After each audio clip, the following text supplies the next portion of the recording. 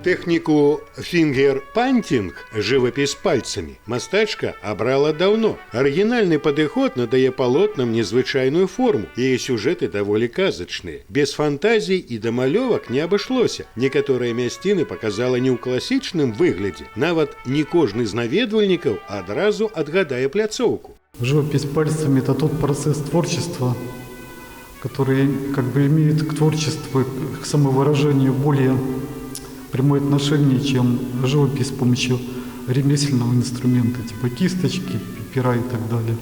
То есть это возможность вылить свои эмоции на холст напрямую. Прекрасные итальянские пейзажи, в первую очередь это северная и центральная Италия. Это Тоскана, регион Венета и так далее.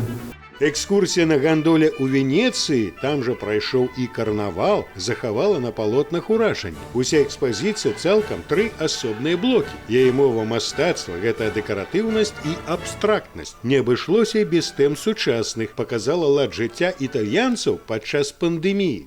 И сами итальянцы, которых Рони Голдфингер изображает с таким французским пастишем, легкой иронией.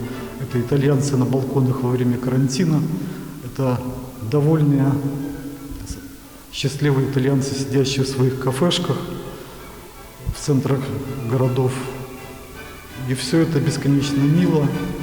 Рони Голдфингер, а сапраўднае імя Вераніка Краснова, адзіна ў Беларусі мастачка, якая піша палотны пальцамі. Таму пазнаёміцца з тэхнікай, а таксама ўбачыць, як ствараюцца палотны, можна яшчэ да 17 кастрычніка.